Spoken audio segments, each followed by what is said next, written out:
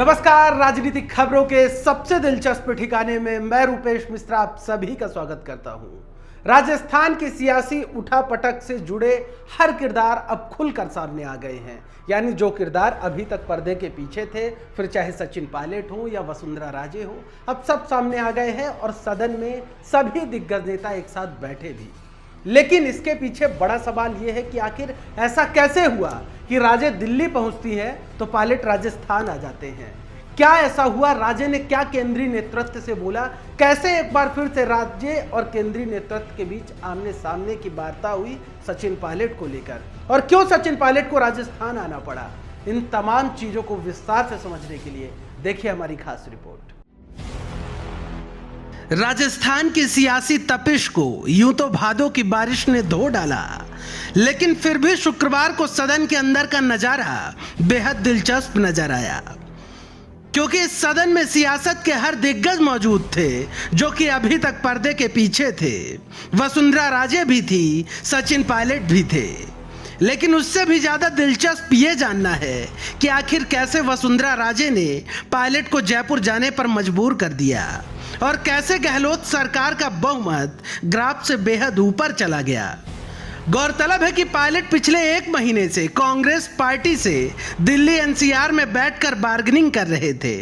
उन्हीं के पार्टी के लोगों का आरोप है कि पायलट ये बार्गेनिंग भाजपा की गोद में बैठकर कर रहे थे। खैर, पायलट भाजपा की गोद में बैठे थे या नहीं ये तो नहीं मालूम, लेकिन ये जरूर मालूम है कि पायलट जयपुर क्यों आए। तो आपको बता दें कि उप मुख्यमंत्री पायलट सहित बागी कुनबा जब 19 विधायकों के साथ बाड़े में महफूज बैठे थे, तब तरह तरह की चर्चाओं का दौर जारी था। पायलट भाजपा के संपर्क में थे, वहीं दूसरी ओर प्रदेश में इतनी बड़ी सियासी हलचल हुई, लेकिन वसुंधरा राजे अनभिज्ञ थी।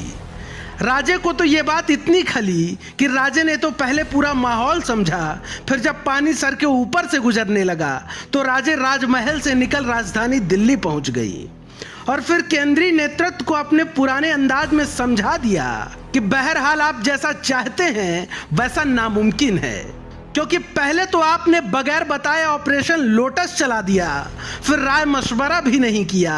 इसी दौरान भाजपा ने अंतिम दांव चला और राजे की विधायकों की बाड़ेबंदी शुरू करवा दी।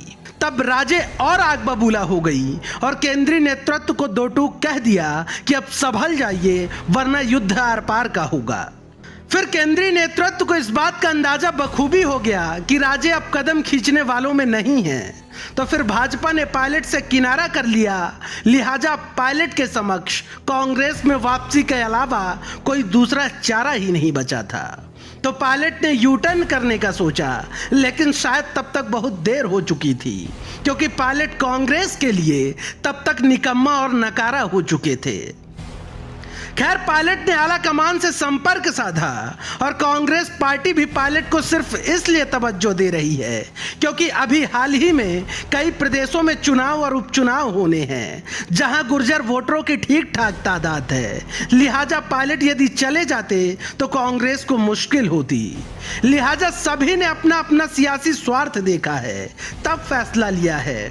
खैर, ये सियासी स्वार्थ क्षणिक हुआ करते हैं, ये बात जरूर ध्यान रखिएगा।